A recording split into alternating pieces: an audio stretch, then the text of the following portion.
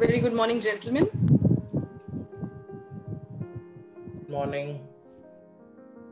A very good morning to the respected speakers, panelists, and the beautiful audience present in today's webinar, jointly organized by School of Business and NSE Academy on stock markets and opportunities in the financial markets.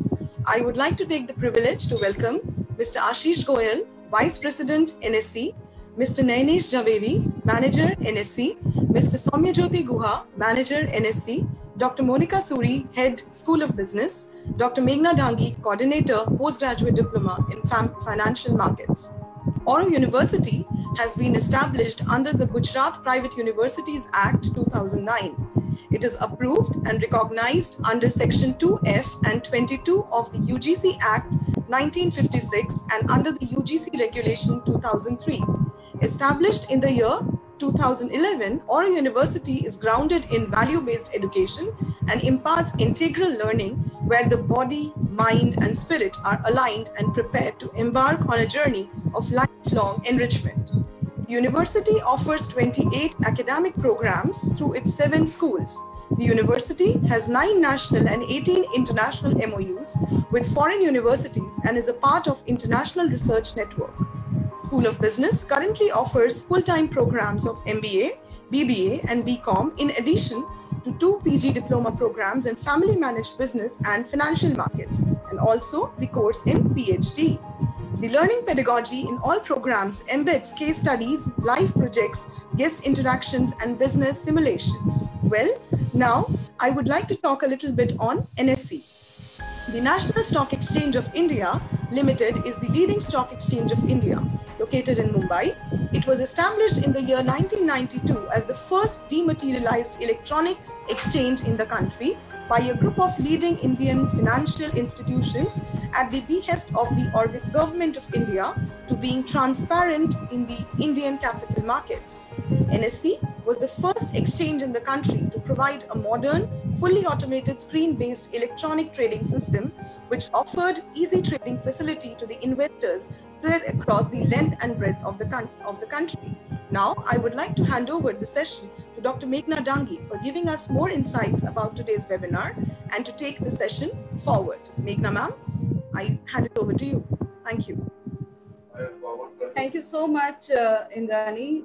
Thank you so much for giving that introduction of our university as well as NSE. Of course, we are here to know more about NSE from the Vice President, Mr. Ashish Goyal, sir. As far as today's webinar is concerned, the theme of the webinar is broad and it includes the different dimensions of financial markets. As we all know, the strong and vibrant financial markets are the backbone of the economy of the nation. However, the financial markets of the countries across the globe have become very complex due to disruptions caused by globalization, technology, and of course, now the pandemic. Various financial crises have been shattering the confidence of the investor community of the world, and hence it makes all the more reason to have such webinars where we can invite academicians, students, and people from the industry, experts from the industry, as we have in our elite panel today. Indians are known to be very good savers, but converting that into a judicious investment habit is the key, I guess, for the long-term success of the financial markets. This would reduce the country's dependence on foreign investment also, as well as make us and our country Atmanirbhar, as is the mandate which has been given by the Honorable Prime Minister. These developments have posed serious concerns amongst all and have given us this compelling reason for discussions and deliberation for possible solution as we are having today. So the webinar is expected to provide an opportunity to discuss the challenges which are faced by investors, regulators, and other stakeholders, and what could be the conceivable explanations for the same, so that the students can get a sense of what it is to be a participant of this financial markets. With this overview of the webinar today, I would like to invite our in-charge head, Dr. Monica Suri from School of Business, to give a very brief welcome to the panelists and share her thoughts about the webinar before we take over, before we hand over this session to our experts. Please, Monica. Thank you, Dr. Meghna and dear Indrani. And once again, on my own behalf, I would like to welcome our honorable guests today, Mr. Goyal, Mr. Guha, and Mr. Javeri, for joining us on this particular webinar, which I feel is the cup of tea and interest for each one of us, not only in India, but across 7.5 billion customers in the world. I think it is of everyone's interest. We can't say that even a single person is there who is not interested in this, because I feel that the most impacted market in terms of the emotions and sentiments is financial markets.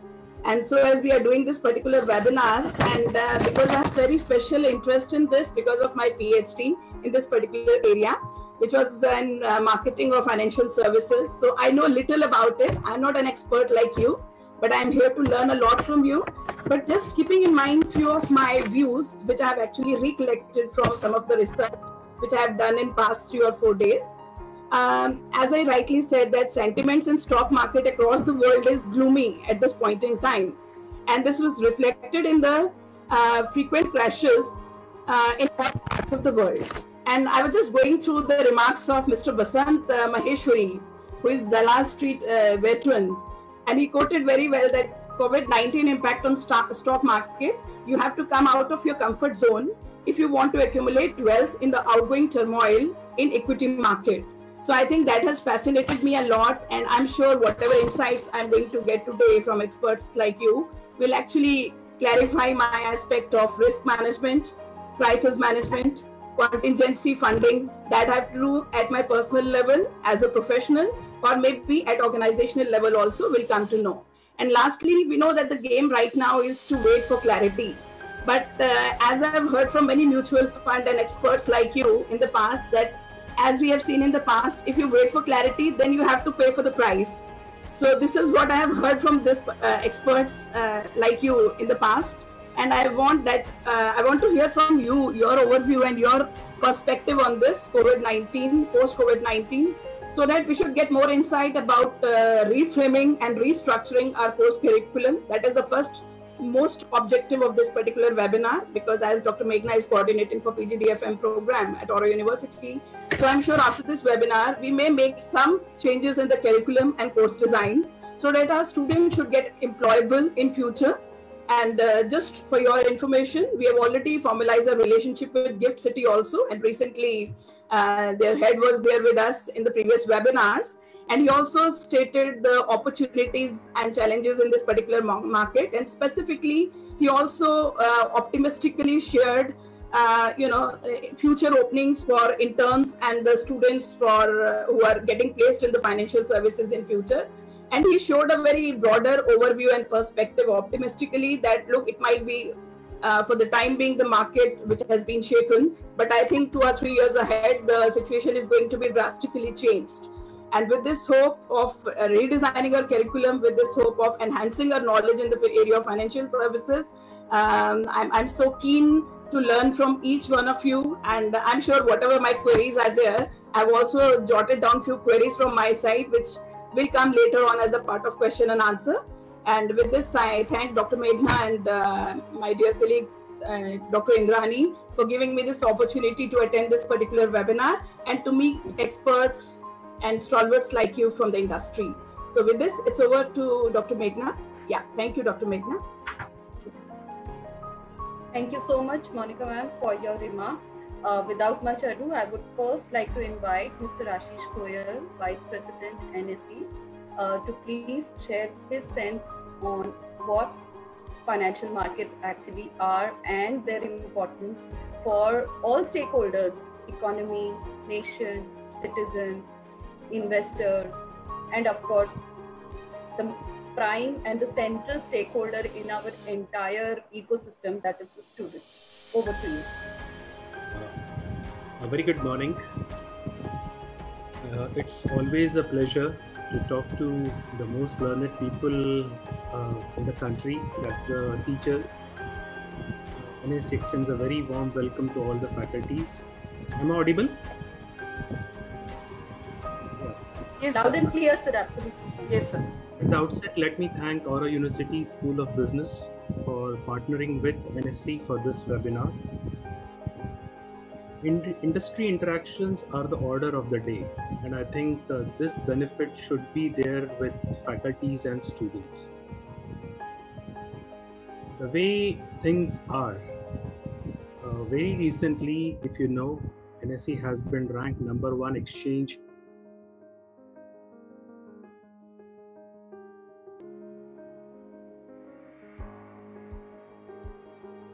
in derivative. Now, it's a pleasure to work on so many things, so many projects, a broader understanding of almost every ambit of capital market. To start our interaction, let me tell you a bit about how we have been in our journey for last 25 years. When we came in financial market, it was more of an outcry system. So the first task before us at that time, our Honorable Finance Minister, Dr. Manmohan Singh, had a very ambitious plan, and we started with the online system. And you know, things changed dynamically once online system was in place. Today we have equity derivatives, currency derivatives, commodity derivatives, interest rate derivatives, you name it, and all the international products are with us in India right here. Very recently, government has been so proactive as far as financial markets development are concerned that the GSEC, the government securities, the state development loan, and the treasury bills are also made available to stock exchanges to take it to the investors. Things are growing in a very dynamic way. I'm very sure, say 3 years, 4 years from now, probably all financial instrument, be it all, as I told you, equity, mutual funds, derivatives, GSEC, government securities, corporate bonds, tax-free bonds, and even with the vision that is being spoken about, very soon we will have insurance, and even going forward, we might have a mechanism where a person can prepare an FDR on the stock exchange platform with any of the banks in the country. The stock markets have truly evolved. With this COVID, there is a lot of unpredictability, there is a lot of uncertainty, very much with every part of the economy, every part of the world. To share something on a different level with you, we were approached by n number of people, including our stockbrokers institution, to shut down the market when this crisis came up, health crisis came up, pandemic came up. Somehow, the Government of India, the Finance Ministry, the Security Exchange Board of India, they were very specific that we are a part of the global markets, and at any point of time, shutting down our markets will lead to a lot of chaos, confusion, and the way we want to present our financial markets before the world. There are n number of ETFs which are planned, where Nifty is also one of the components. So, having said that, things continued in this pandemic situation, and today, to tell you how things have shaped up during pandemics, our cash market turnover has gone up by 35%. Even our option turnover is almost 20 to 25% higher than it was before pandemics. In these difficult times, there have been a lot of challenges as far as economy is concerned. The other day I was listening to a speaker, and he put before the way the equity markets have come up in this pandemic times as far as valuations, as far as sectors are concerned. He said, to put it in a very simple way, for large caps, we are at 2016. For mid caps, we are at 2014. And for small caps, we are at 2012. So nobody can backtrack the timings, but in stock market, the way things stand right now, if you want to go for a large cap, it's available at the rate, most of them are available at the rate which were there in 2016. For a mid cap, as I told you, 2014, and for the small cap, it is 2012. Our valuations are much in line with industry expectations. But at the same time, the chaos that has happened because of pandemics is of a very significant nature. As Meghna said, we have heard n number of speakers on webinars, right, left and center, talking about the way the pandemics have made a dent to the entire ecosystem. Things are in pretty bad shape. Most of the bigger industries are struggling. Most of the consumer related companies, basically in the primary consumer things, have somewhat survived. But the picture is very grim. So when government came with a stimulus, there were two types which government want to propagate. One was fiscal stimulus and second was monetary stimulus. So with the limitations that we had as far as our financial fiscal deficit was concerned, government initial focus is toward monetary stimulus. So incremental efforts have been made by Reserve Bank of India, by Government of India towards the monetary stimulus. On the fiscal stimulus, things will unroll over a period of time. But more than that, things have to work at all levels. There are a lot of challenges before the industry. There are a lot of challenges as far as business models are concerned. There are challenges as far as workforce are concerned. There are challenges in every sphere of working as far as our entire economy is concerned. Things have to gear up, and to gear up with a lot of empathy. Look at the way things have turned up for migrant workers. There have to be a lot of empathy. There have to be a lot of patience. Things will revive in the longer term, but for them to unroll, they have to be brought with the right perspective, with the right understanding, and a lot of patience. We at NSE are more focused towards bringing in improving the financial well-being of the people. When we talk of equity, right now with more than 1,500 companies, NSE has a market share of almost 93%. But the way capital markets have penetrated, direct equity I'm talking about, things have to go manifold from here. Last year, we had almost 77 lakh retail clients trading on national, buying or selling on National Stock Exchange, which is hardly anything looking at the population that we have. Only 3 to 4% of our savings are being channelized into equity markets, with more than 30% of saving happening and only 3 to 4% channelizing into the capital market. We have a very, very long way to go. In terms of derivatives were launched in India in 2002, and from there the journey started of derivatives. In 2008, currency derivatives were launched. As I told you, derivatives markets have truly evolved as far as Indian markets are concerned. Last year, we were the #1 in the world as far as derivatives are concerned. Equity derivatives have two components, as you all know, basically the futures and the options. Initially, they were started with the mindset of providing a hedging tool for the investors, for the institutions. But right now, as things stand, things have truly evolved in terms of options. So right now, mutual funds, foreign institutional investors, everybody has been allowed to take exposure in options.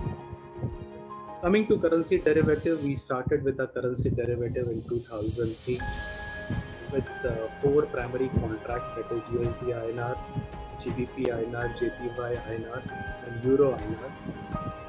Very recently, 3 years back, we initiated our cross-currency contracts. Now with currency derivatives, we have the entire ambit of products which are available internationally with National Stock Exchange. The next stream that we are into is commodity derivatives. Commodity derivatives, we have initiated our gold and energy contracts. Things have to grow exponentially as far as our commodity derivatives are moving ahead. In fact, this June, 8th of June, we are launching with our gold commodity contract, gold options contract. Then there is an interest rate derivative. Looking at the international scene, international interest rate derivatives are the top traded derivatives in the world. But in India, things are evolving as far as equity interest rate derivatives are concerned. And we have a fair amount of volume in our interest rate derivatives contract. Very recently, say 3 years before, we started with our journey at GIFT City. And the idea is to have the contracts traded in India, outside India, Indian contracts traded outside India to be brought into the India. So the vision with which our Prime Minister had for GIFT City, things started evolving. NSE has a complete exchange at GIFT City. We have already activated our future contracts and option contract in primarily on all our indexes. Very recently, last month, we initiated our INR USD contract, and things are evolving. We already have a tie-up with Singapore Exchange, and within a year, probably the Singapore Nifty, the SGX Nifty, will be traded at GIFT IFSC in NSE IFSC International Exchange. Looking at our relationship with Auro University, we feel that students should be taken through the journey of knowledge, exposure, skill development, and practical learning. The way things are evolving, the employers, of course, are giving a lot of weightage to the academic score, but they are increasingly looking at the other areas beyond academic scores in terms of ability, in terms of skills, in terms of exposures, in terms of certification, in terms of informal learning. Even interview candidates, we say very recently we interviewed a lot of candidates for NSE. The grades are more or less good and on a similar levels. But when candidates gives an answer, you can very well make out whether he is giving it from an academic book knowledge or on a practical exposure. So often employers complain that in spite of going for good institutions and providing better packages, they have to handhold the candidate for 6 to 12 months before they become employable. They have employable skill. There are a lot of opportunities in financial markets in terms of knowledge. We have set up an NSE trading lab at n number of institutions where we provide the live National Stock Exchange terminals to institutions where students can have an hand-on experience in terms of their knowledge and practical training. Very recently, we initiated a new mechanism of informal learning in the form of NSE Knowledge Hub. So we have created a portal called NSE Knowledge Hub to bring industry and academics together in the form of informal learning. It's more of a kind of a Netflix for financial markets. Just like in Netflix, you have different channels for movies, for television series, for own series and like that. Here in NSE Knowledge Hub, we have a lot of verticals in terms of BFSI, equity derivatives, banking, insurance. There are a lot of channels as in the Netflix, and all are updated with curated contents and are artificial intelligence enabled. This is an effort to bring knowledge and education in financial markets in a form of informal learning for the students. Our university can also have a channel, and it can be a very live medium where what is being taught in the class can also be taken up by the students in the form of informal learning through a portal. NSE has a lot of certifications, as you all know, for the benefit of the students community. There are a lot of expert knowledge series that we do with a lot of universities in terms of our products. As I told you, informal learning has a very, very long way to go as far as evolving the knowledge of the students more on the practical side and more on the logical side. This pandemic has given an opportunity for us to review how we can work together and take this knowledge journey in a formal way, in a more exhaustive way of learning. My colleagues are with me. They will be talking very specifically on how stock exchanges work.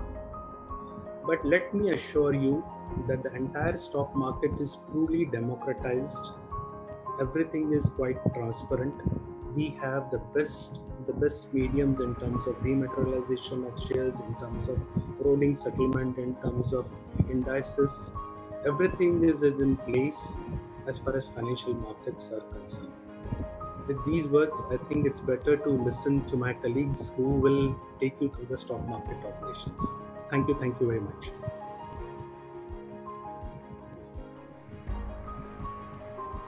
Thank you so much, Ashish Ji. Wonderful. Thank you not only for telling us like what is the landscape in which NSE operates, but helping us understand some nitty-gritties of the exchange. I am already seeing a very keen and engaged audience. We have quite a good size of audience on this platform as well as on Facebook Live.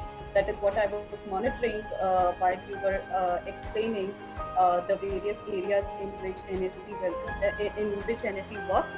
I would like to invite Ms. Indrani now to take us forward to help us direct what we have next in the session. Over to you, Indrani. Thank you so much, sir. Ashish sir, it was great hearing you and getting your insights. Now, moving ahead, we would like to hear from Mr. Nayanesh Javeri, sir, Manager, NSE. Please, Nayanesh ji. Well, thank you, Ms. Indrani. So, give me just a moment. I'll share my PPT.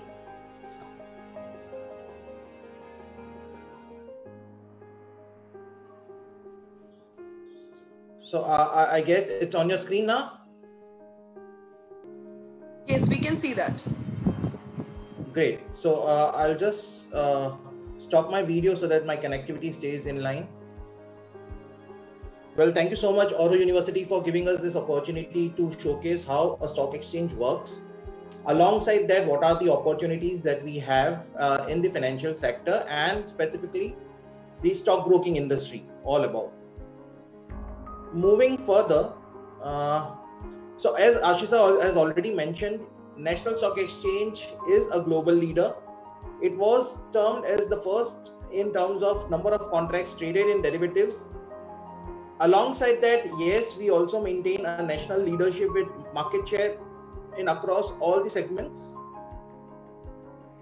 Now in today's age, the term stock exchange or the stock market has got widened.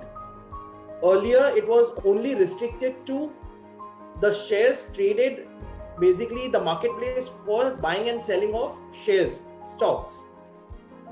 But today the extended meaning is it is a marketplace where you can trade every financial assets. So it is not only confined to equities or the stocks. It has got mutual fund, it has got commodities, it has got the bond market, that is debt market, fixed income securities. To the surprise, it is also now into real assets. And in my further presentation, I'll get you to know how real assets are also now traded on the stock exchanges, right? So this is all what I am going to cover. Apart from that, the role of a stock exchange is to provide a continuous market to all the participants. Participants is what I over here include not only the investors, but also the institutions who are coming into India and investing, the domestic institutions, the government, everyone. It ensures liquidity is constantly flowing in the economy. So let's say if today you are buying up any security like a stock, the expectation that you have is that it should be easily tradable and you should get your funds back the moment you want it. Stock exchange provides you that kind of liquidity. So the word liquidity is coined in a way that you can get your funds whenever you want. You have a live market who can support that, and there will be buyers and sellers always available on the marketplace. Apart from that, it gives you a platform to mobilize your funds, raise funds. So that is an additional advantage to the corporates. Today, many of the corporates have got good business idea, but then they do not have enough funds by which they can scale it up. Exchange provides you with that medium at the platform where you can raise your funds, generate new business and grow. Apart from that, investors, the person who is investing money, is the primary reason why stock exchange is existing. Protection of that investors is also the duty of an exchange. There is enough mechanisms in place to ensure that investors are protected. Having said that, the index that the exchange portrays is a barometer for an economy. So generally when we say that markets are doing good, people term it as the economy overall is doing good. So it is a live barometer by which you can get to know how an economy is performing, right? Moving further, this is all we have already discussed. Yes, we have been into the first to launch the electronic and screen-based trading platform and all. So I'm just trying to skip this. NSE today has spread across India. There is a national footprint available now.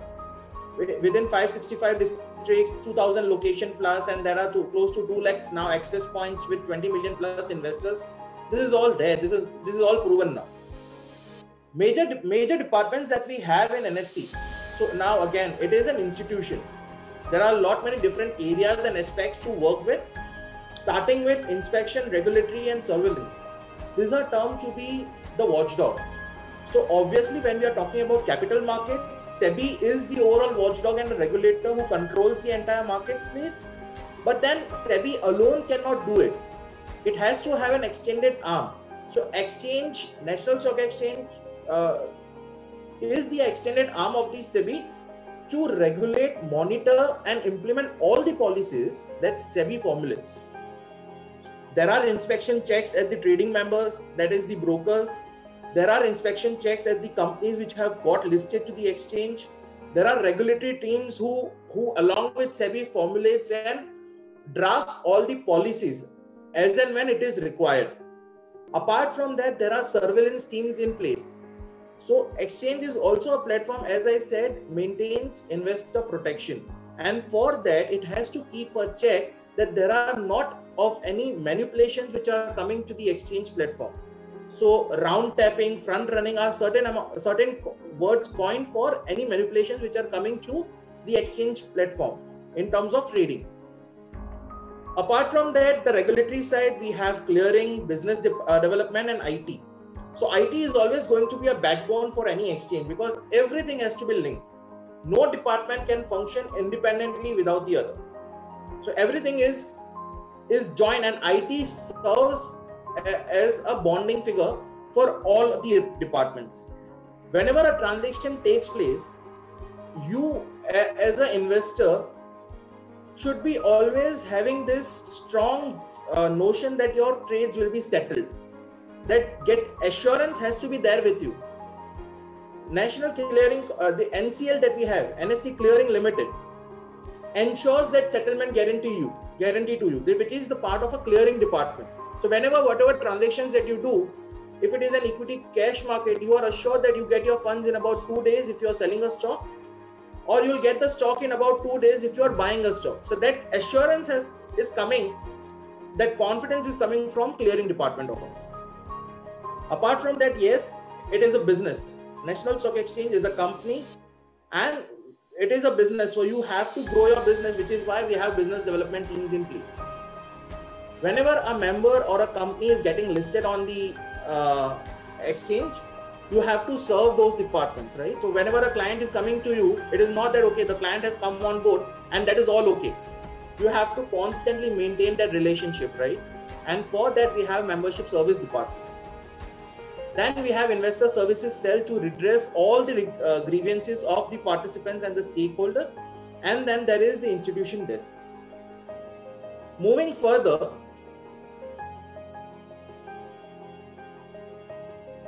so in the year 94-95, it almost took about 3 to 6 months to get a phone connection, right? Having said that, the actual digital India was evolved in the year 94-95 itself, when National Stock Exchange has initiated screen-based trading system via VSET technology. So it was first to initiate something that used satellite to transfer data, and having said that, has established the screen-based trading platform, and which has revolutionized the entire broking industry. So as Ashish sir mentioned earlier, that prior to this, it was a ring-based trading system. Post having this transparent on-screen mechanism, person sitting in Sikkim can also view the same rate that a person was sitting in Ahmedabad was viewing it, and the person sitting in Mumbai was viewing it. So that is all transparency that we have brought in. Now I'll give you a brief about how an exchange works, right? How, when a trade executes, what is the entire flow that is there. So there are different stakeholders in the industry, right? There are broking members and the clients. So over here, if you can see, I'll just put on the pointer. So when I'm talking about members, I include trading members, that is the stockbrokers, as well as the investors. Then there are regulators, data vendors, clearing banks, depositories, custodians. These are all my stakeholders, right? Whenever transaction takes place, it moves from every department, every stakeholder. So first, when an investor routes his order from a stockbroker, right, the order can travel via lease lines, MPLS. The VSET technology has now got outdated, so it is about to go off. But whenever transaction is taking place, the order is placed to a broker. Broker then extends it via lease lines or MPLS technology to the servers of the exchange. Now what then? Then the server extends that particular order to the member data, wherein we check whether the broker has sufficient margins in place. If yes, the order is then taken to the order book and the trading books, where if the price is prevailing what the member has quoted, it will be executed, or else it will stay as a passive order, right? If it is getting executed, simultaneously the information has to travel to the feed handler, which will be given to the regulator. It has to also go to the indices. So let's say when I'm talking indices, Nifty is an indice comprising 50 stocks. Whenever a trade is happening in a stock, let's say Reliance, the price of the index has to be managed, right? Because it is a component of the index. So whenever a Reliance trade takes place, the index will be managed to that proportion that Reliance has in the indices. And simultaneously, the data is also supposed to be given to the data vendors. So let's say when you are viewing a business channel, there is a ticker which is going beneath that business channel, which showcases the rates to you. Now that rates are given from the exchange to that particular data vendor, right? So this is how we talked about the data flow.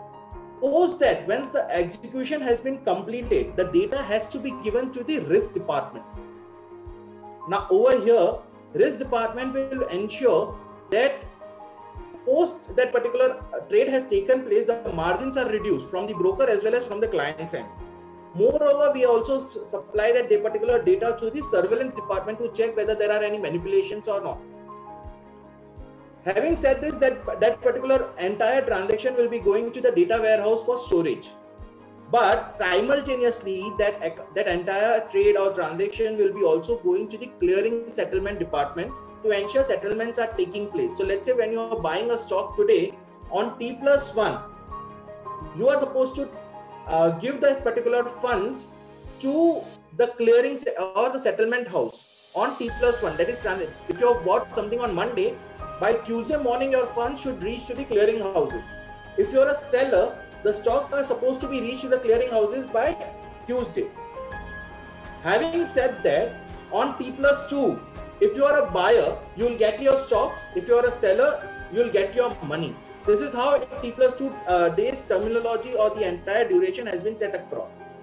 Now, clearing houses, what they will do is, they will pass on the information to the clearing banks and depositories.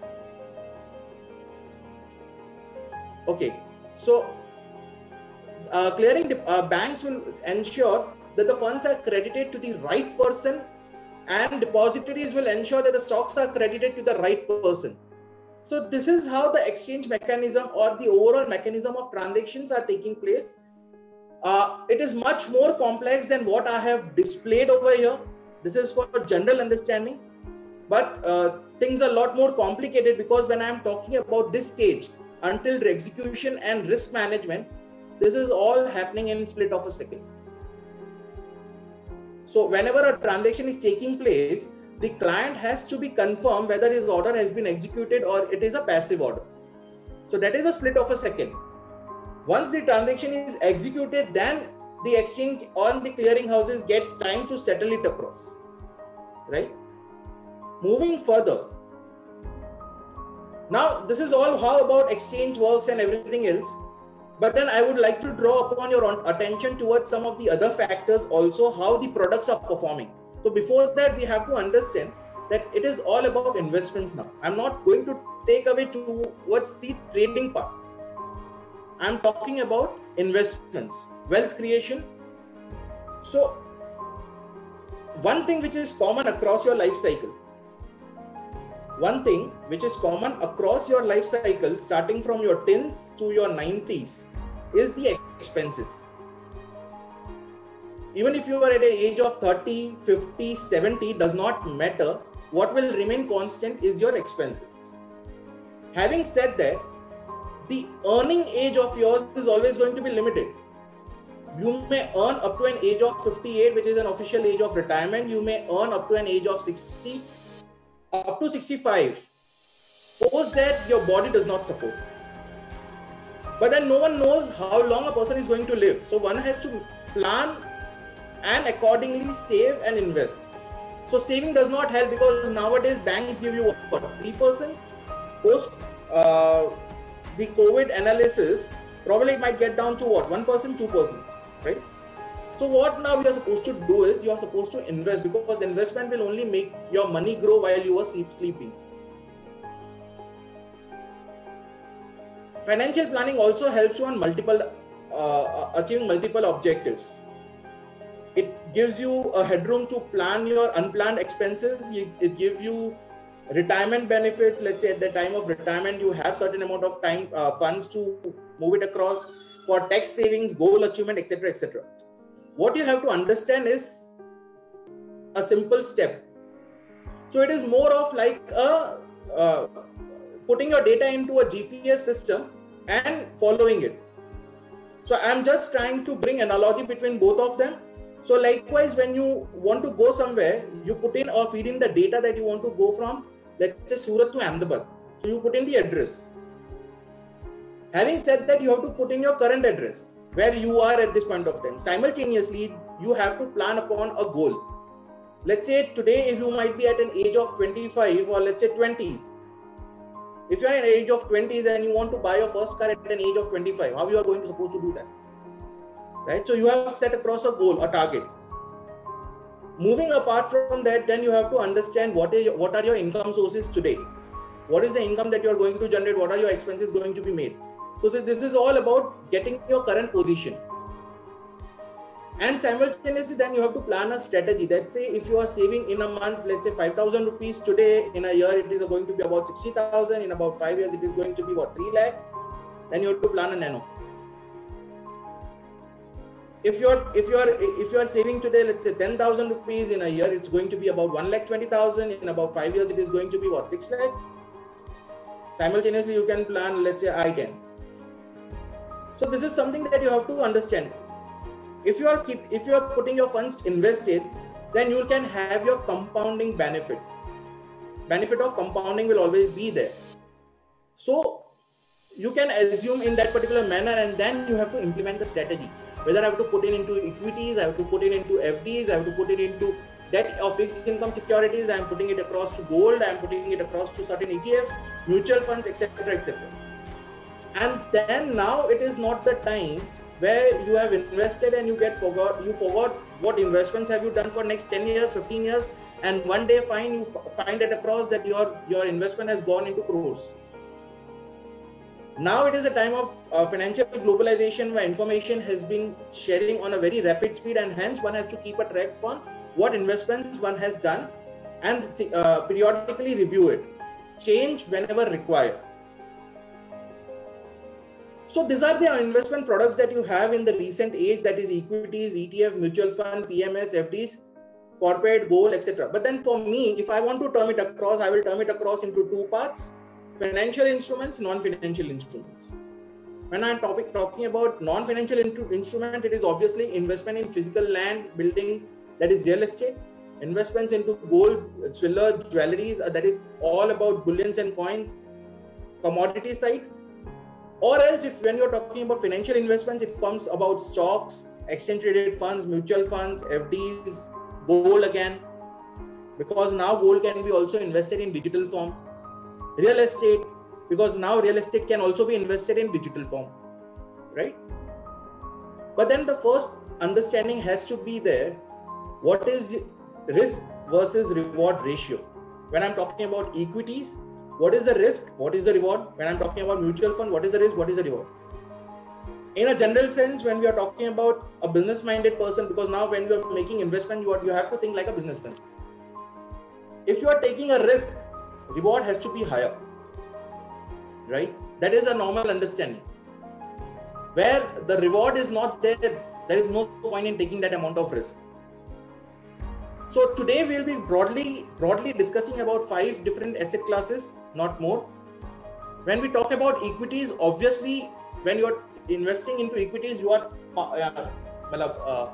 investing basically into business. So you are going to be an owner to that proportion.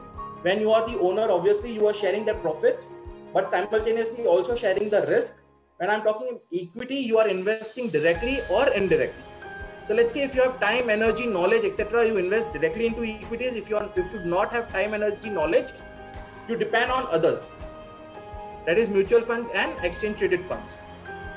Over a last 20 years, this is the data now. So now whatever I'll be talking about, I'll present my data to suffice my point concisively.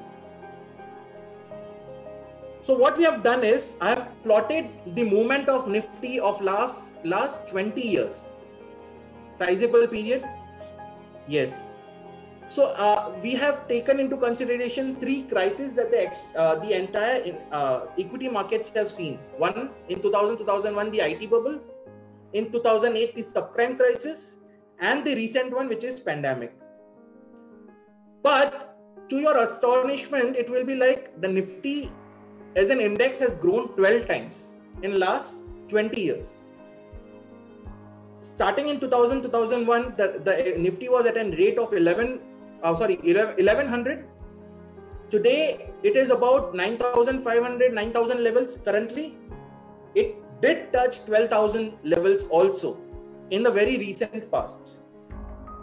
So just by making an assumption like from 1100 to 12,000, it was kind of a 12 times move in last 20 years of the most diversified asset class, which is Nifty, which is comprising 50 stocks of all sectors, financial as well as IT, as well as pharma, as well as automobiles.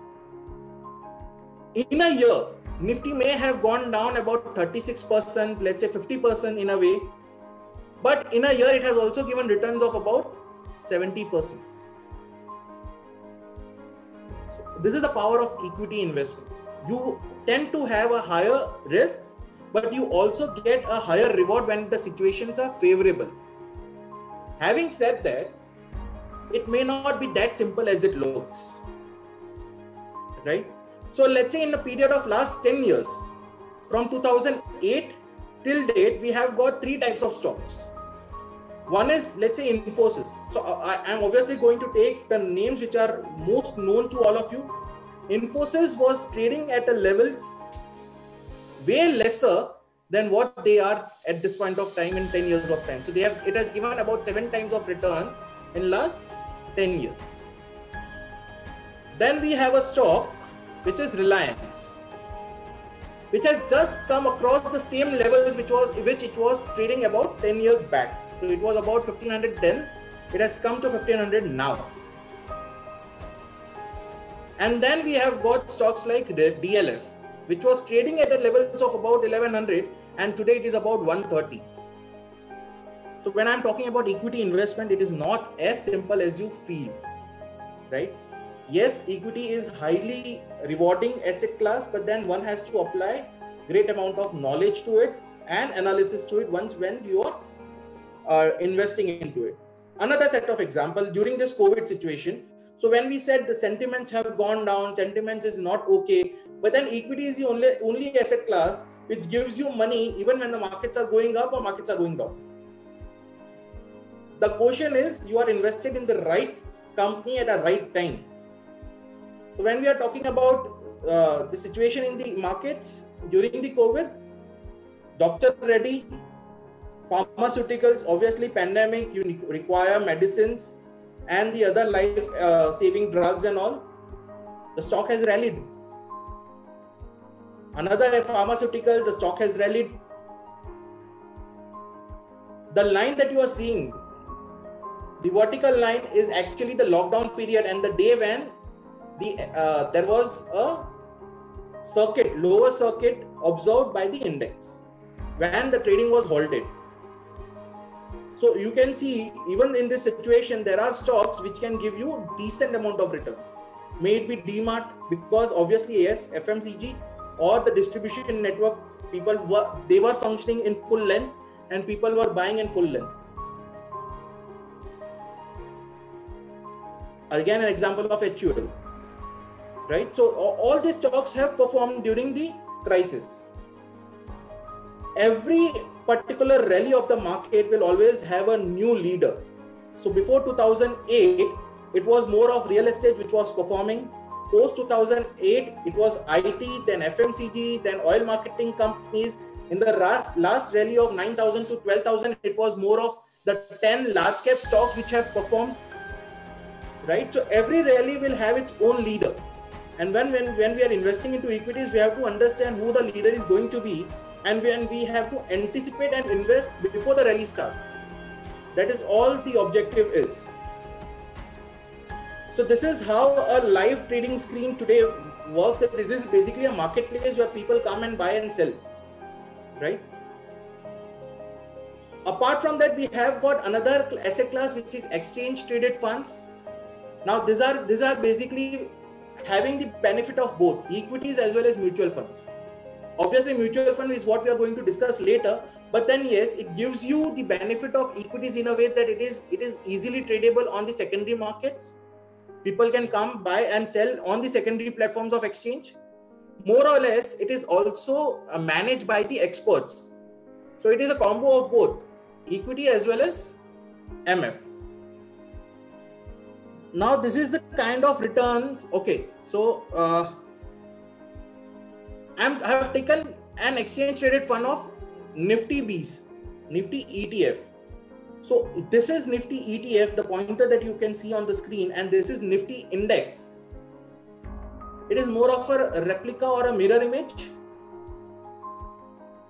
When you do not know what stocks are going to go up, what stocks are going to go down, but then you are very much confident that index is going to perform.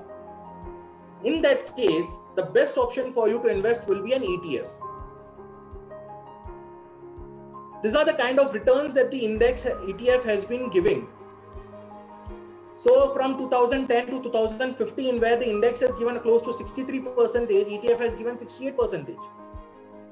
My headache of finding or analyzing a stock and then investing into it, then regularly monitoring it, is all taken away by investing into an ETF. Makes sense, right? So taking it further to the precious metals, you invest into precious metals in the form of buying gold coins, gold bars, bullions, silver, etc., etc. But now you have got two different other options, that is sovereign gold bonds and gold ETFs. Sovereign gold bonds is basically Government of India's undertaking given by RBI on the exchange platform, where people get 2.5% rate of interest alongside the price movements of the gold.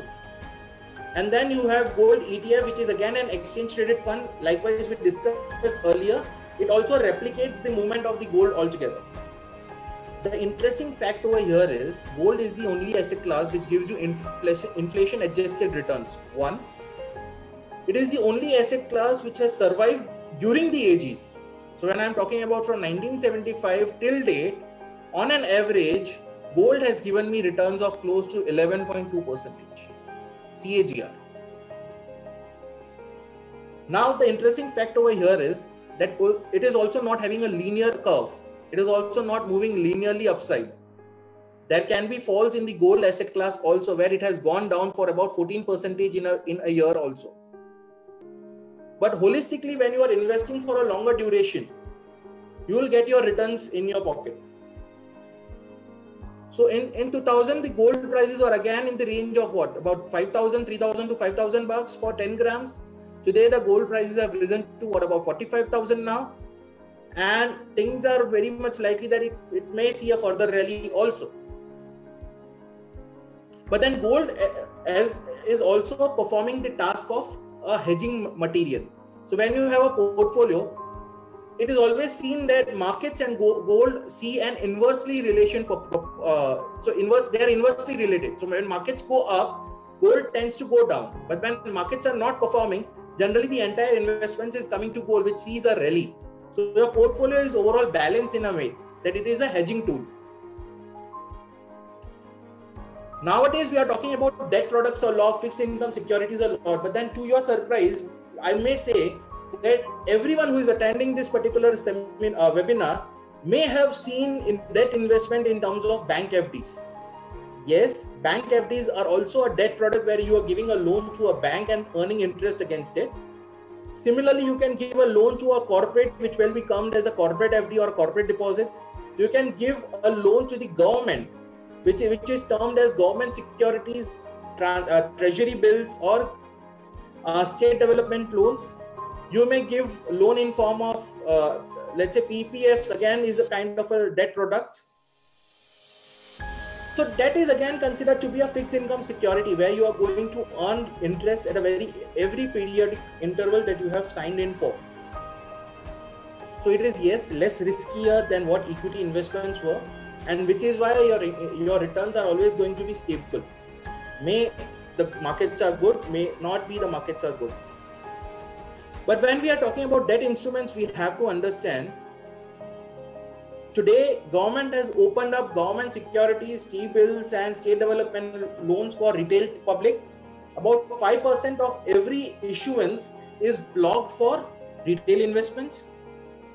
And these are the kind of returns that this asset class has given. So when I'm talking about T-bills, about 4 years or 5 years back, in March 2016, the yields were about 7.23%. The current yields are as good as 4.5%, which are more equivalent to what 3-month FD is giving. And then you have got 364 days T-bill, that is 1 year of FD is what comparable asset class is. Over there also you might see the returns are pretty stagnant. But then as and when the periods are going further, when you talk about 10-year GSEC yields, 20-year GSEC yields, or 30-year GSEC yields, or 40-year GSEC yields, the returns will be getting better and better in every duration.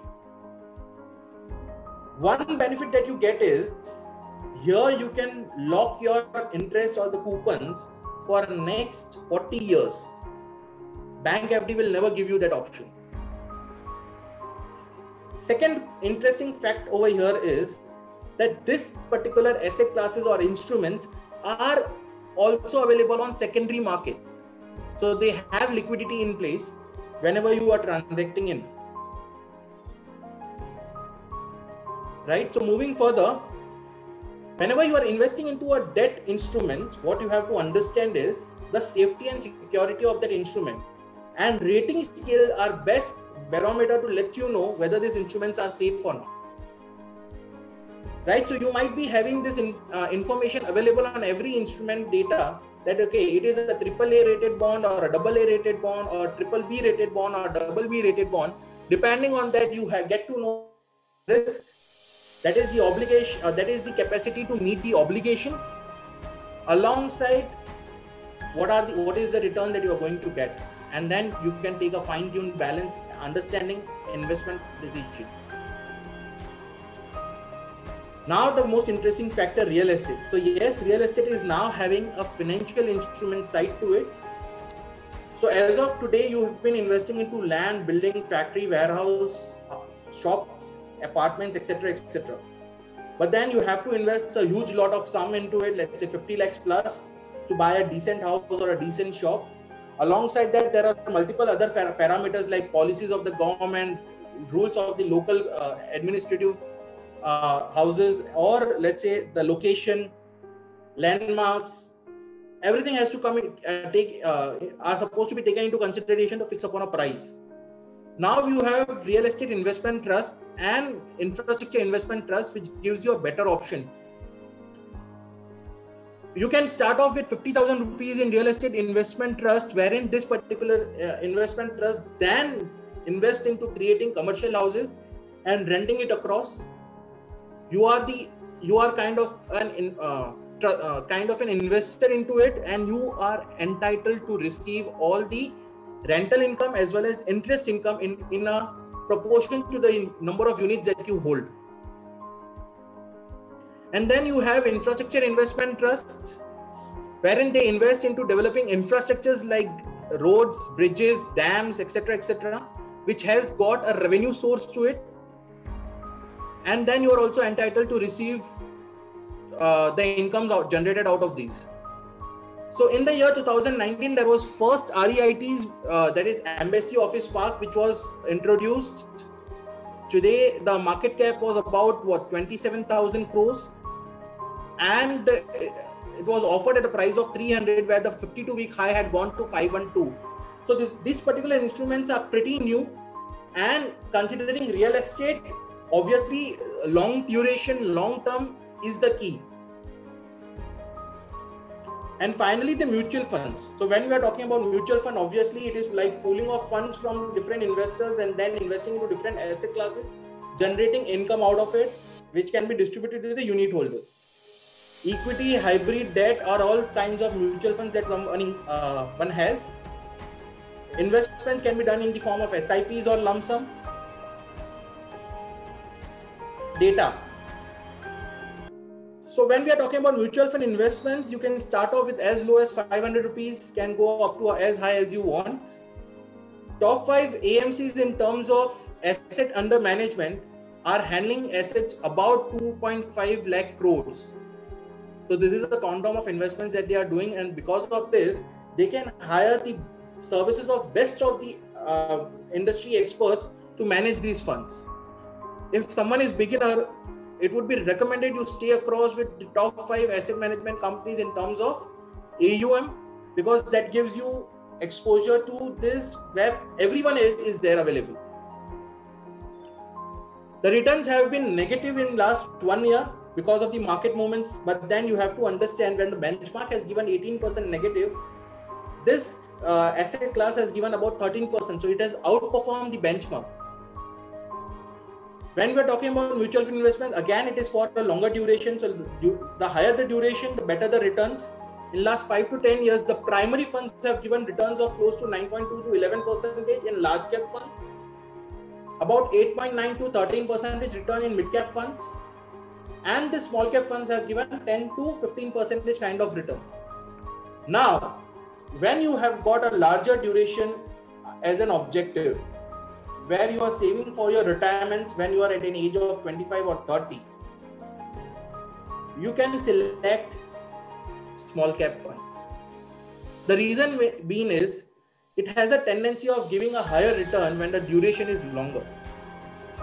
When your objective is of a medium term, in that case, mid-cap can be the best option. When the objective is pretty recent, let's say you want to plan a foreign tour in about next 2 years, then the way that you have to take it up is large cap, because medium cap and small cap funds will not give you that kind of returns in about 2 years or 3 years of time. I hope I'm making my point pretty straight and pretty simple. Debt funds, as you know, it is a kind of fixed income securities. So debt funds give you a generous return from 8 to anywhere close to 11%. It depends on the duration also, whether you are selecting a short duration fund, mid duration, mid to long term. It depends all upon that. But debt funds gives you return in the close range of 8 to 12%. So having said that, the entire wealth creation process, if I talk about, again, it is more similar to your financial planning. This is what is more important. So I've tried to plot every asset class into a close framework of risk and reward.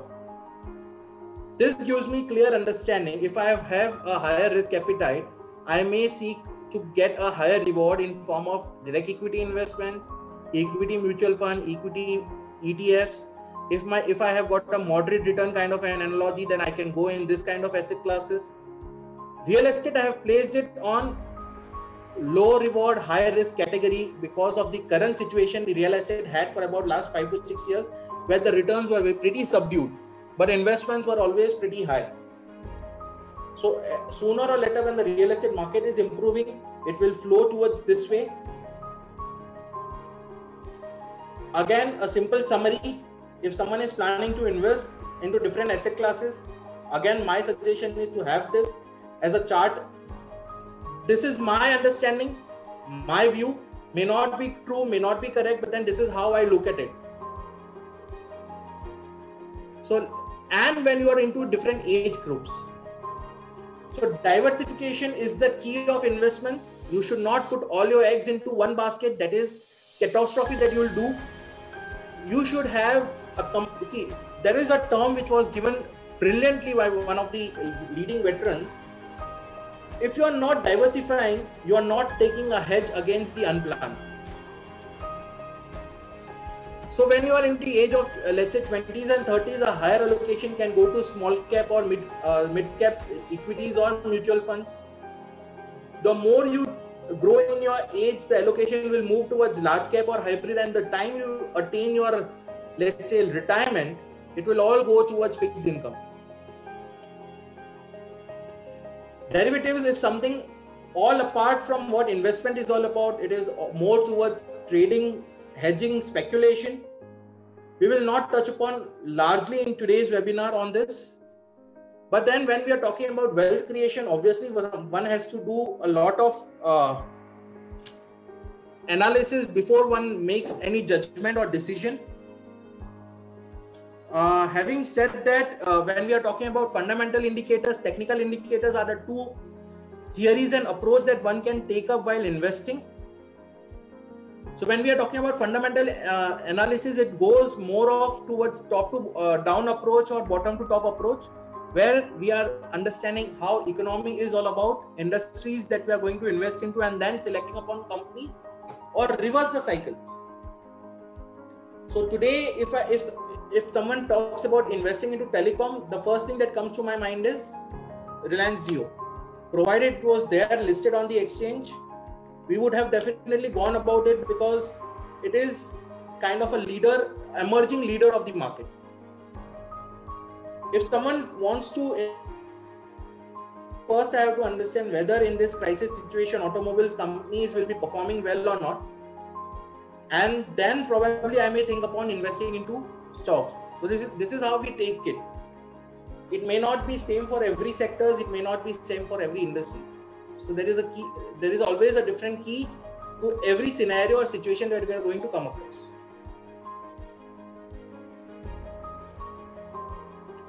When we are talking about economic analysis, it is more towards the economic parameters that we are looking at.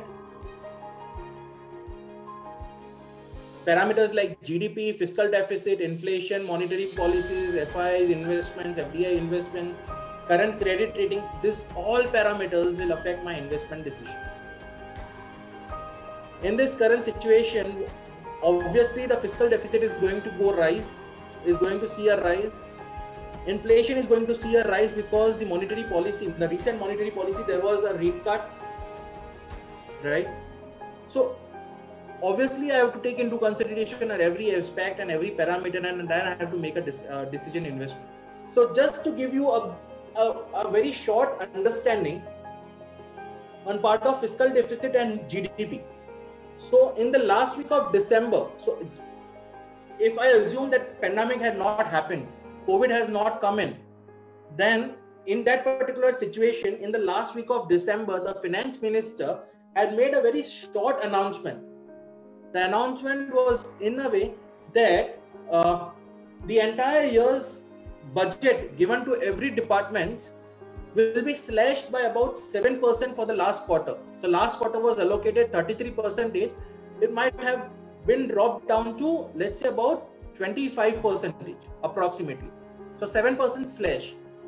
Now India's GDP is close to what? 200 lakh crores. Now, of which government spends around what? 15 to 20% contribution made by the government. Now, if I assume that government was purchasing everything made in India, if that was a scenario, then this 7% drop in government's budget would have resulted in negative 1% GDP at that point of time. So this is how I have to understand every bit of news coming in part of macro parameter, translate it into the actual figures of the indicator, and then make my decision whether this is going to be the right time for investment or not. So this is just an example. There are multiple factors which comes in. Then I also look on to the industry analysis, whether the company is into a startup stage, built up stage, maturity, or a decline stage. Now, if an industry is going into decline stage, it can be revived, where some new technology can be brought in and new sales numbers can come up. Likewise in telecom, where 2G was about to decline, a new technology of 3G came in, and all of a sudden there was a new upside. And then we come upon your understanding on part of company analysis, which I'm pretty much sure that the students must be having in their curriculum, which is more of ratio analysis, which is like profitability, liquidity, activity ratio, debt ratio, and valuations. So I'm not going to touch upon largely on that particular factor, which is always there. Then we have got the technical analysis side, wherein we assume whether it is the assumption of Dow theory that price will discount every factor away in the market. That is one. Price movements are never linear. They are always going to be random. And technical analysis focuses more on what is going to happen instead of why it has happened. So it is always believed that history will always repeat itself, and the previous price movements will give me an indication of the next move. So it is more about psychology. Just to give an example, if a stock has moved about 100 rupees and from the levels of 100 it has gone down to the levels of 85 first time, it has climbed up to 100 again and has come down to the levels of 90 second time. When the third time it is going to touch about 100, what your analogy or what your thinking will be that okay, it has reached 99, 100 se to girta hai, I have to move out. This is how the psychology works, because 2 times in the past it has fallen from a price of 100. Hence this time also it is very much obvious that it will follow the same story, and I have to be cautious. So basically in today's age we are following about candlestick charts, which is more of a bullish candle or a bearish candle. Bullish candle is giving me open, close, high and low, and the bearish is the reverse, vice versa, where the close is below the open price of the day. Then we have pivot analysis, which is all about formula,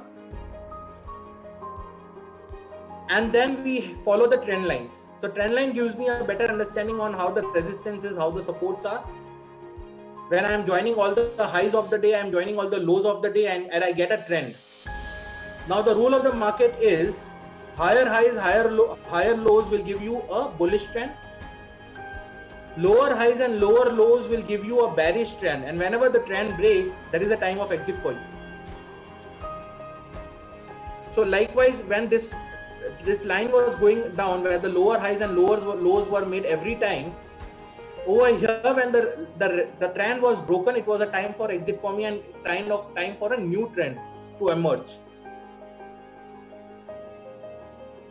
Then you have got momentum indicators, which is more of relative strength index and moving averages. Relative strength index is a pretty used indicator which follows the rule of 70-30. 70 is considered to be the overbought market for you. 30 is to be considered as an oversold market for you. Whenever it touches the 30, it gives you an indication that the markets are going to go up now. Whenever it touches about 70, it gives you an indicator markets are overbought. It is a cautious signal for you to move out of the markets.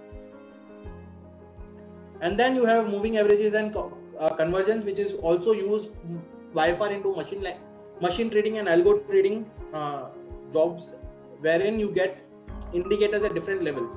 So this is pretty like you have technical analysis with you, and you have got an additional arrow in your arsenal. Whenever you want to use it, you can use it for the better.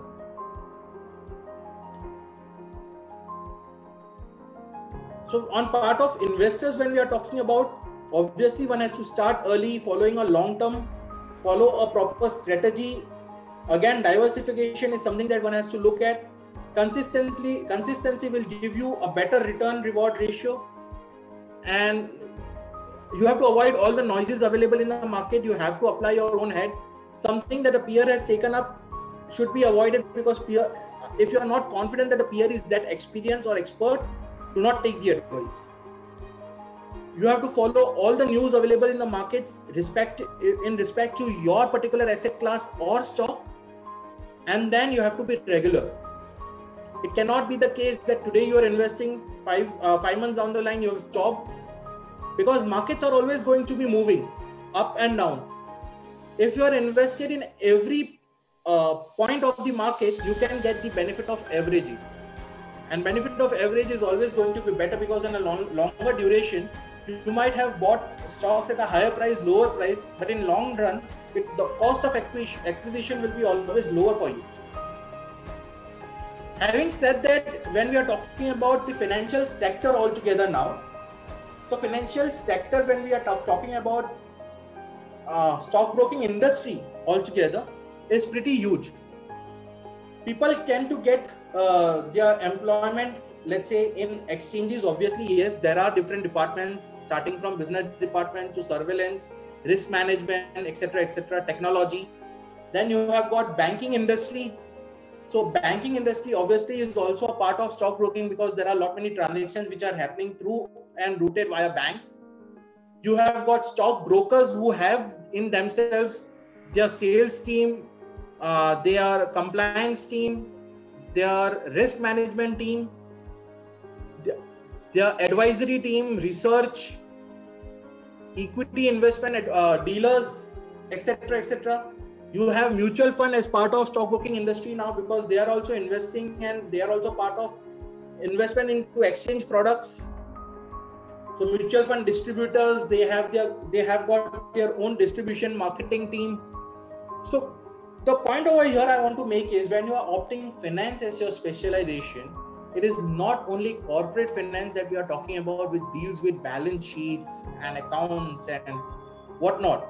You have got another domain and segment over here, which has got every part of a role into it, starting from research to risk to marketing, IT, etc. So you can apply your own liking of a particular study into this particular sector. These are certain websites that generally people look at when they are investing into equity markets. You have SEBI, NSE India, BSE India, RBI, NSDL, Market information can be taken up from Money Control, Investing.com, Bloomberg. There are certain news channels or news websites available. That's from what my part is all about. I hand it over to you now. I hope it was good enough.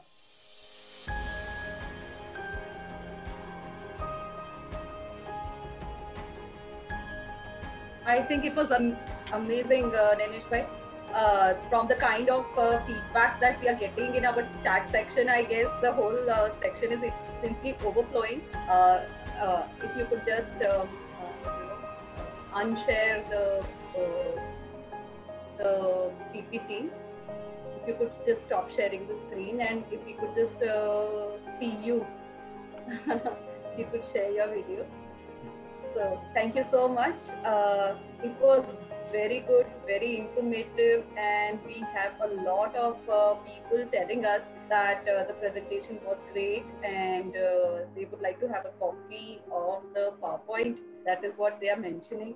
I would like to tell you, as well as I would like to tell the elite audience who is here, that what Nenish bhai has covered is basically the curriculum which we are covering in the various courses at the university, whether it is at the undergraduate level for the BBA Finance or at the postgraduate level for the MBA Finance, and specifically for our one-year program, that is the Postgraduate Diploma in Financial Markets, for which Ashish ji and Soumya Jyoti ji had are having conversations with the university so that we can have your technical expertise somehow embedded into the curriculum of for the students.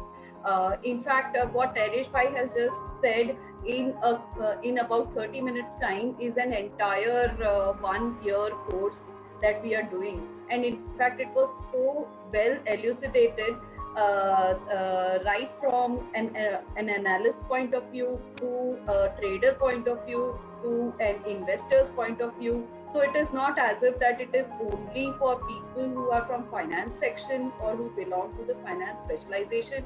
It is for each and every person who wants to be a part of this growth story. And as you mentioned very rightly in the beginning of the session, the stock market and the nation's growth story, I think these are synonyms. And we can, I mean, if we want to be a part of the nation's growth story, then we have to be in some way or the other, directly or indirectly, either through investing or through trading. I think this is the way to go. So thank you so much, Nenish bhai. I just want to tell the audience that we are giving an e-certificate for those who have participated in the session. Our technical team, consisting of Mr. Suraj Bhan and Mr. Manish, along with assistance given from Ms. Peenal, they will be giving a link on the Q&A section. So Mr. Suraj Bhan has actually activated this link right now. So while you are listening to the third speaker, please also do not forget to fill in the details on the link which has been shared by Mr. Suraj Bhan. It will not be possible for us to issue the e-certificate once the session is over. So please stay tuned till the very end of the session, and please fill in all the details which have been given in this particular link, so that this e-certificate, you can get it immediately once you log out of the section. We will take up some Q&A, but before that I will hand it over to Ms. Indrani so that she can take the session forward. Thank you so much, Nenish bhai. We will surely continue. Thank you, Meghna ma'am. Thank you, Nenish bhai. It was an amazing presentation, and you took us through the entire journey of how the exchange infrastructure works, and also as a finance faculty I'm enjoying it because you also talked about the various 5 instruments which are mostly into gold, real estate, and then various other domains, equity, exchange traded funds, and so on. It was quite insightful for me, as well as I believe for the entire audience. The rest has been already shared by Meghna ma'am. Now, without further ado, let me invite Mr. Soumyajit Guha sir to share his thoughts on the on this webinar. Please, sir. Thank you, ma'am. It's always great to interact with the students. I believe we have a lot of students today who want to understand the future opportunities or the career opportunities in financial markets and how a knowledge and a certification actually helps in it. So first of all, I'll just share my PPT. NSE Academy is a 100% wholly owned subsidiary of National Stock Exchange. We have a lot of certifications in terms of financial markets. The most popular certification being the NCFM. So NCFM is NSE Academy Certification in Financial Markets. If you go to our website, that is nseindia.com, you will get the full details and the list of topics which are there under this certification. There are around 48 odd topics and critical topics under financial markets which have been covered. Apart from NCFM, there are plenty of certifications which we do in terms of classroom training. So we try to bring in experts either through a webinar session or through a classroom session, wherein you directly interact with the expert and try to get deeper understanding into that particular topic and then clear an assignment and get the certification.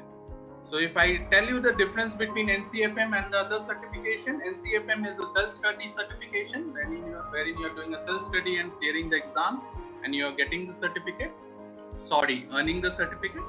And then the second one is which you are learning through an expert and then going for the examination and clearing the certification.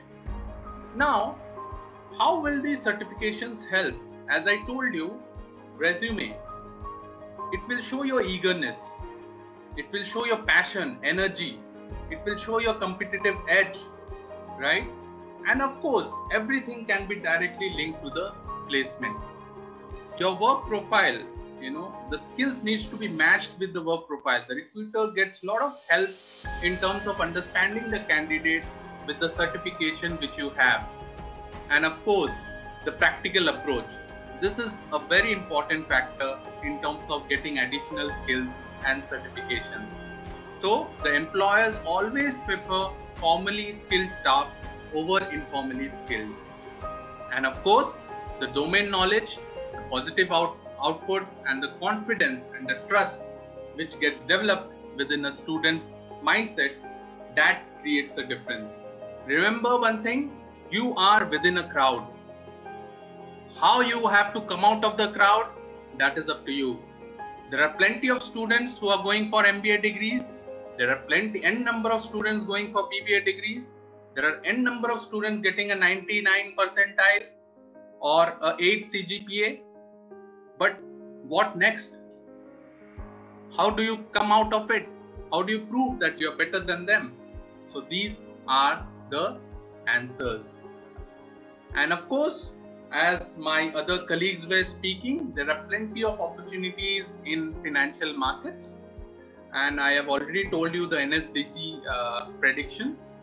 So there are banks, there are mutual fund, you can become a portfolio manager, you can get into the compliance, surveillance or regulation part, risk manager. Of course, I don't know how many of you want to be, you should be, that is faculty. And there are plenty of self-employment opportunities. So when you are getting into a financial market knowledge part, there are two parts. One is the product wise, second is the analysis wise. So when you are getting into product specific knowledge, then you can get into a job or a product selling kind of a job role, right? Or product modification kind of a job role, or product advisory kind of a job role. When you are getting into analyst part, that is, you love to view charts, you love to analyze things, you love to do fundamental analysis, you can get into the consulting part of the business, either as a employee or you can start up your own business. So there are a lot of NBFCs, those who have come up apart from banks. So financial services sector, financial market sector, as I said, it has huge opportunity. It's just that you need to get ready for it. Getting a normal degree is very important, mind you. The academics which you are going through in your university or college, is of utmost importance. That is the basics. But in addition to that, you need to have something to give a kick to your resume. And that kick will ultimately lead you to a very prospective and highly remunerated career option. So with this, I would like to end my session. Since we have a very little time, I think we can go ahead with the question and answer sessions. In case you are interested, as Ashish sir already mentioned, we are already getting into installing NSE Trading Lab at your campus, various campuses across the country. We are getting NSE Knowledge Hub to your campus. In case you are interested, please do get in touch with us. In case as a student you are interested to get more details about certifications, please do get in touch with us. Thank you. To name a few opportunities, I would like to add to what Soumya said. The career can be in investment banking, fund syndication, capital restructuring, project financing, financial market products marketing, risk and surveillance, merchant banking, venture capital, private equity, banking career, insurance career, career in valuation, career with stockbroker, career with asset management company, fund management team you can be a part, credit appraisals, rating agencies, then financial planning, system study, stock analysis, portfolio and management, KPOs, debt management, bond and corporate deposit, data analysis, and number of fields will open up. We at one time prepared an exhaustive list of almost 58 job roles, which ideally your profile can suit. Yeah, that is an add-on on Soumya's also.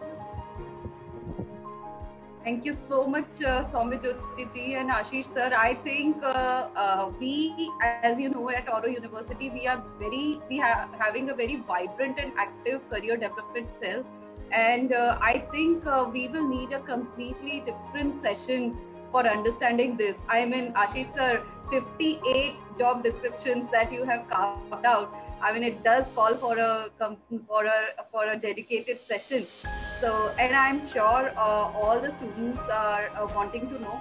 Thank you so much, Soumya Jyoti ji, for breaking this myth that it is only the students who are interested in the finance specialization, they only can have careers with all these job roles that you mentioned, along with NSE and the various certifications. So we are really running short of time. We have so many questions, and we have such a lot of praise to share with you from the participants. But I would quickly hand it over to Ms. Indrani for taking just one or two questions, and then we'll be having the closing remarks from Dr. Monica Suri. And I'm really very happy to tell you that our Dean, Dr. Rohit Singh, has joined us, and we will be asking him to share his sense also of what he has regarding the opportunities in the financial markets. So over to you, Indrani. Thank you, Meghna ma'am. Thank you, Soumyajit sir, for giving us an insight about the opportunities that are available, and also Nanesh sir, Ashish sir, for giving us more insights on the various job opportunities, which probably our students actually look forward to. That if we take finance specializations, what are the doors which are open for us? So this quickly solves our purpose as an academician and bridges the gap as you guided us very clearly. So I have a question from one of the audience, Mr. Biplab. He is asking, please give us the outlook on international funds with US and China exposure. If you could want to throw some light on the international funds and their exposures. Right now, it's a very differential atmosphere right now. Most of the government bond yields elsewhere in the world, in the developed economy, are very near to zero. And there is a lot of allocation happening as far as institutional funds with developed countries are concerned. So there is an MSI barometer which decides upon, which generally scales, it prescribes the percentage weightage which is allocated to different countries. Right now, the Indian weightage is around 3%. but there is a chance of reallocation of it to 7%.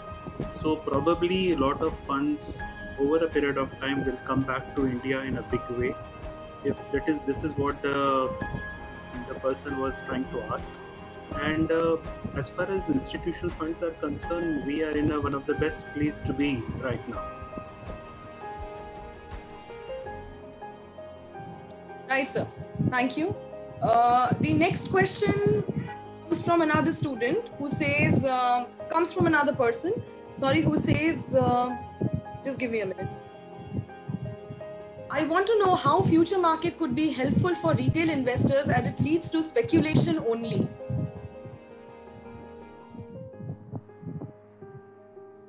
Future derivatives contract, equity derivatives contract were essentially launched with a mindset of providing an opportunity to the hedgers. But over the period of time, as you see, there are different components of market. There are traders, there are investors, there are institutions. So essentially, future market, as far as retail people are concerned, should be limited to the hedging opportunities that it provides. So incrementally, there are a lot of option tools available. There are a lot of option strategy available where you can hedge your portfolio on account of different risk. So one may say that there is an amount of speculation happening in equity derivatives, but it's essentially a part of the system. As I said, there are different stakeholders in the market, right from traders to speculators to institutions to mutual funds with very different agendas. There are jobbers, this community is quite large. It's not only primarily with the retailers. So yes, retailers, if they get into this derivative contract, have to have very extensive knowledge, very extensive understanding. For them, it's better to use these instruments more on a hedging side rather than the trading side. So essentially, these instruments of equity derivatives are meant for people who have extended knowledge and who are there in the market for the full time. They spend a lot of time on that. And essentially, it will come up with a lot of knowledge. It has to come up with a lot of knowledge. Thank you, Ashish ji. Thank you. Meghna ma'am, I would like to hand it over to you again so that the same can be taken forward. Thank you so much, Indrani. Thank you so much for moderating the Q&A. I really apologize to the elite audience here that because of lack of time, we can't take up your Q&A, but this gives us a lot of confidence also as to the kind of community outreach that we are trying to do, trying to link the academicians with the industry people, trying to outreach to the students also, and make some something which is very useful at the time of this lockdown, where you all are locked down to your homes, but still the knowledge sharing has not stopped. And that is the reason that please stay tuned to Auro University social media pages on Facebook as well as Instagram, LinkedIn as well as other places. And for the purpose of enhancing your knowledge, please keep watching us out, and please keep sharing your ideas as to what you would like to know about. In fact, the presentation that the webinar that we have had today is just a culmination of the requests that we have received from the students at large, and I'm very glad to share that we are having audience from all around the country, right from Tamil Nadu to UP, from Chennai to Allahabad. I mean, everywhere we are having the participants. So thank you so much for joining in, and please stay tuned. I will hand it over to the head of School of Business, Dr. Monica. Meghna ma'am, just to do it, I have a couple of friends who have joined from Dubai also. So, so thank you. The fact that we have gone international now. Thanks a lot. Over to you, Monica ma'am. Okay. Thank you, Dr. Meghna. Thank you, Indrani.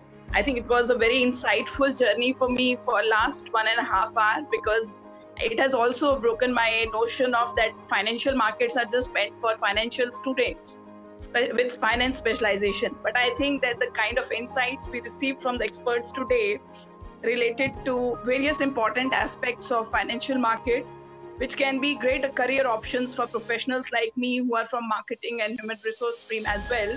So I think they actually fascinated us by giving us some insights about the Netflix for financial markets, which is very, very interesting.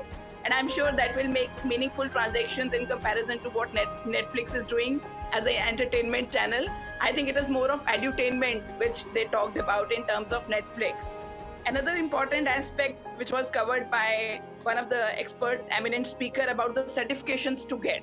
I equally feel that certifications which we get should be from a very reliable and authentic sources, which should add value to our existing body of knowledge and which should surely add value to our employability in future, because I'm sure all the certifications may not be of that level and standard which actually can add value to our employability and final placements in future. That was another very important takeaway. It cannot be just get, if we have to earn it. Another very important point I think largely people have covered in all your speeches and your deliberations that you have made. These 2 points largely I feel that I learned, and my takeaways, my personal takeaways, that I think how to understand your competitive landscape and its potential disruptors. This is what I gained from all your slides which you actually shared with us. And most importantly, how to reimagine business boundaries and prepare for future. So these are largely my 2 most important takeaways, and I feel that all participants also may have their own takeaways at their own level with their own capacities from various diversified areas they are coming and joining. Some are academicians, they may have takeaways from that point of view with respect to their consultancy assignments in future, or maybe the research papers that they are writing. They also got some insights about new terminologies that you shared with us.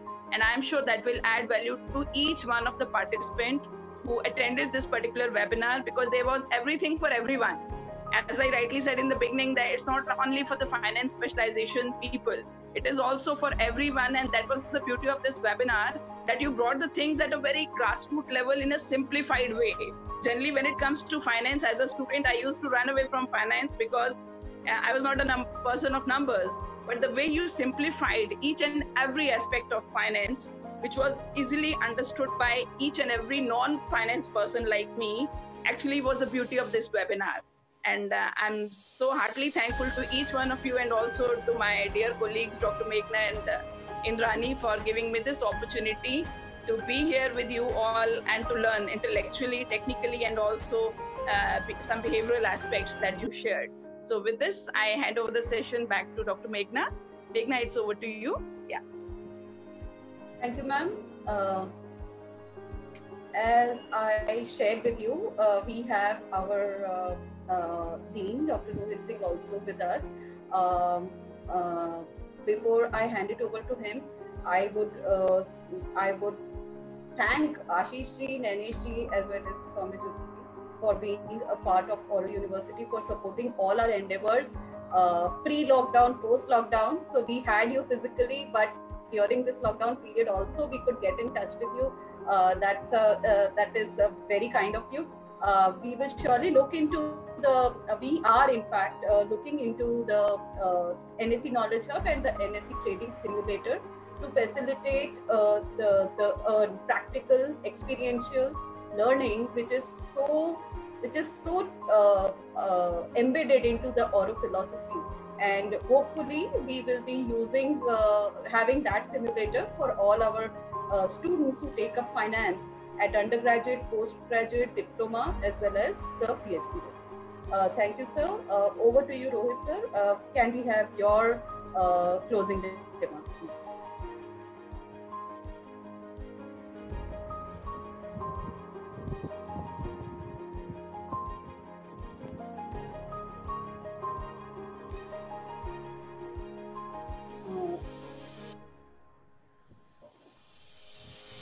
It looks like sir is occupied. So thank you so much. I would like to add something. I compliment Oro University for organizing this program. Special thanks to all the faculties and students who have taken their time to attend this program. We would like to work with Oro University to supplement their effort to take career of students to greater heights through knowledge, exposure, skills, practical training, leading to career opportunities and better employability. Thank you very much from National Stock Exchange.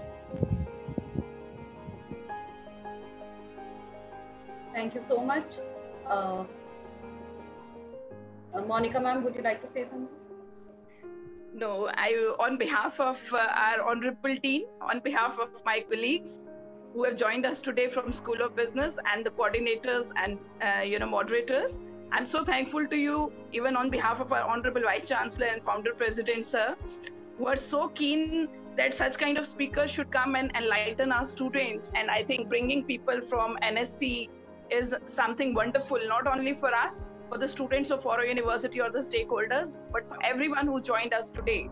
So I'm actually delighted with your presence today, and on behalf of Aurora University, we thank you. And as Dr. Meghna shared, that post-lockdown, we'll surely sit together and we'll deliberate upon more important aspects and value additions that we can do at our level, school level, in various different programs that we are running at School of Business and across the university. I think that will actually be very, very great value addition to our students with respect to their internships and final placements. So we heartily thank you for your presence, and we wish NSC team a great luck ahead, because we know the time is quite critical and crucial, but we know your competencies and potentials and skill sets also. I think it will not be a completely lockdown time for each one of us. The things will go lighter, and I think every cloud has a silver lining and learning. With this hope, let us assume that our economy will surely be balanced and will go to more heights in future. And with this thought, I'm so once again thankful to each one of you for being here. Thank you, Meghna. Thank you, Dr. Meghna. Thank you, everyone, for joining us. Thank you, everybody. Thanks to the technical team of Mr. Suraj Khan, Mr. Manish Kiwala, Ms. Peenal and Ms. Shreya for enabling the certification also. So I'm very glad to say that all our participants have gotten e-certificate also as a part of attending this webinar. Thank you so much once again. Look forward to seeing you. Thank you, Ms. Gandhi. Thank you, everyone. Thank you, everyone. Thank you so much. Thank you. Thank you.